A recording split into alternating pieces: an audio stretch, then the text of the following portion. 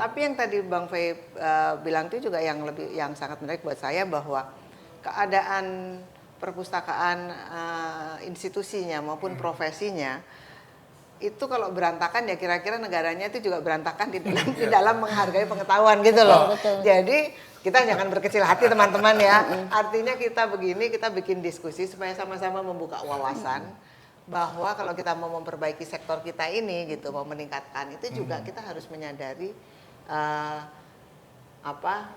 banyak sekali faktor yang harus kita diskusi, kita benahi bersama gitu, dan meningkatkan kesadaran tadi. Betul. Ya kalau tadi kan bicara dari sisi demand ya, dari sisinya si siapapun yang ingin menggunakan pengetahuan itu. Kalau bicara dari sisi supply, ya tentu kita juga mesti lihat kenyataan banyak teman-teman pertanyaannya sama gitu, apakah siap dia menyediakan layanan akses pada pengetahuan itu kepada siapapun yang meminta gitu ya. Seringkali ya, karena tadi ya perpustakaan dianggap posisinya marginal di dalam satu organisasi gitu, sehingga orang-orang yang ditaruh di sana juga bukan yang paling capable untuk pekerjaannya gitu ya. Dan orang-orang yang profesional di bidang itu karena melihat posisi kelembagaan seperti itu ya, konfigurasinya menjadi demotivated. Iya, betul sekali. Ngapain gue belajar kesana kemari dan segala macem, kalau ditanya aja enggak gitu. Kalau ditanya pertanyaan sederhana dan salah pun masih enak ya. Kalau nggak ditanya itu kan yang paling nggak mengenakan gitu ya. Jadi udah belajar ya, udah mengetahui koleksinya, dia kenal dengan baik, siap menjawab pertanyaan apapun gitu. Tapi nggak ada yang datang. Ya akhirnya demotivated kan gitu. Untuk apa saya mengelola semua ini dengan begitu canggih gitu. Jadi ya tadi ya, bolak-balik sebenarnya gitu ya. Dari sisi supply-nya juga akhirnya melemah gitu ya, karena dari segi demand-nya ya dari segi demand-nya nggak ada gitu ya. Demand-nya tidak memerlukan itu. Dan itu sebetulnya kalau mau lihat, ngobrol lebih jauh ya, cerminan juga pada pembangunannya. Pembangunan kita apa basisnya project ke project. Ya kalau kita lihat gambar besarnya itu adalah himpunan dari project-project ini. Apakah terkait satu sama lain? Udah lama kita bicara tentang silo di dalam pemerintahan dan seterusnya gitu. Karena basis pengetahuannya kan tidak dibentuk. Betul. Dari mana dia bisa membangun basis pengetahuannya kalau dia menyadari gitu bahwa ini sebenarnya kan repositori pengetahuan yang dikumpulkan dari generasi ke generasi gitu. Ketika ini nggak ada di dalam, ya dia betul-betul cuma lihat besok kira-kira ngapain ya gitu, project apa lagi yang harus dikerjain gitu. Terus apa kemudian menjadi basis projectnya? Biasanya basis pengambilan keputusannya, dasarnya itu sangat tipis. Ya, untuk pekerjaan-pekerjaan ya, kalau saya kan relatif karena di kebudayaan ya, jadi bukan infrastruktur yang penting-penting yang hebat-hebat itu gitu ya. Bukan pekerjaan-pekerjaan besar, tapi kalau dalam ini kadang-kadang dasar pengambilan keputusannya kan boro-boro kita ngomong soal evidence dan data gitu ya. Penting. Ya, betul-betul kemarin kayaknya nonton apa, kayaknya bagus deh kalau di ini. Jadi langsung gitu. Iya kan. Kayak gitu. Kalau panggilin Pak Dirjen kadang-kali bisa bikin sama seperti itu, sama mewahnya gitu. Kita lihat bagaimana perpustakaan di organisasi. Misalnya kita lihat sistem klasifikasi yang digunakan ya. Apakah Kongres, DUI dan seterusnya kayak gitu kan, sistem klasifikasi. Basis dari sistem klasifikasinya itu apa? Kalau misalnya kita lihat yang sekarang masih eksis gitu, yang sekarang digunakan gitu, basisnya itu adalah disciplinary division dari ilmu di abad ke-19. Ya, benar sih. Lebih dari 100 tahun yang lalu. Iya. Ilmu sekarang berkembang, ya kita ngomong interdisipliner lah, apa segala macam, sehingga pertanyaan dasarnya kan apakah si sistem klasifikasi ini bisa membantu kita untuk mengakses pengetahuan sehingga berguna, gitu ya.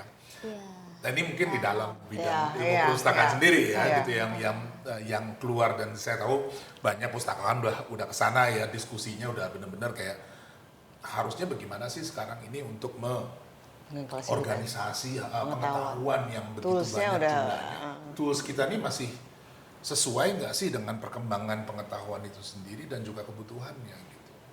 Dan ketika ini nggak ada, dan menurut saya juga menjadi salah satu faktor disinsentif bagi orang untuk menggunakan perpustakaan.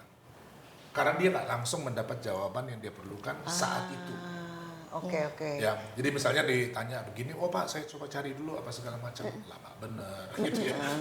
Buat seorang eksekutif yang pengen jawaban cepat 5 dan menit. gitu kan, terus kayak harus gitu dulu ya, gitu. Nggak bisa langsung aja ya.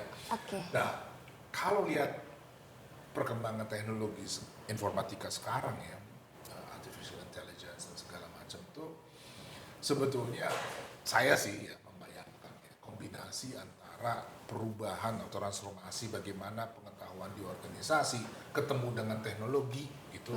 Ini yang harusnya menjadi tugas dari librarian hari ini nih. Itu untuk mulai mencari ya, format seperti itu. Sekarang misalnya kita pakai ya nggak boleh nyebut merek ya, tapi platform-platform digital tertentu sudah menyediakan layanan itu sesungguhnya.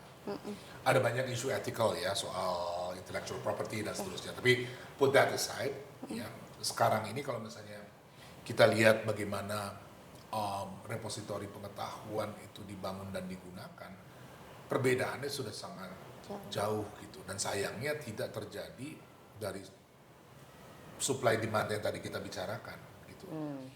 Dan dia dominan tuh justru di bidang-bidang yang lain gitu. Selalu kan kalau udah kayak begini, kepentingan utamanya bisnis, manajemen dan segala macam yang leading pembicaraan untuk bisa sampai ke sana. Orang mau cari duit lebih banyak. Ya, ini kan harusnya berbarengan ya, orang yang pengen hidup lebih baik, orang yang pengen lebih ethical, kultural dan segala macam. Ini kan harusnya ya seperti layanan perpustakaan kan tidak semuanya untuk sekedar membuat menimbun kekayaan lebih banyak gitu ya. Tapi untuk lebih beradab, lebih macam-macam gitu. Nah sekarang kan si teknologi ini juga masih didominasi untuk orang pengen cari duit lebih banyak gitu. Ya, tapi kalau sekarang ini sisi ethical, sosial, kultural dan segala macamnya bisa itu di masa depan saya sih membayangkannya begitu ya. Jadi si teknologi informatika ini leverage dari si teknologi ini untuk kepentingan mengorganisasi, mengelola pengetahuan itu tuh esensial banget. Hanya dengan begitu menurut saya Perpustakaan itu bisa mengatakan dirinya masih relevan dengan. masih relevan. Ya. Ini next level banget ya? Next level banget nggak sih Ayu? Iya, karena memang seharusnya begitu. Jadi kalau jawaban Bang Fai itu sangat fundamental ya. Iya.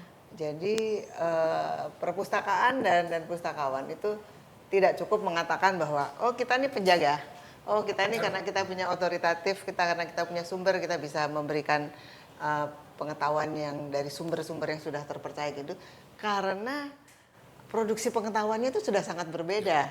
Produksi pengetahuannya sudah sangat berbeda melalui channel-channel yang berbeda, sehingga ketika kita bilang ini adalah pengetahuan, itu kita harus olah lagi sebetulnya. Iya, ya. betul. Itu jadi perlu ada satu set skill lagi yang mungkin sekarang belum menjadi tapi sudah dirasakan kebutuhannya.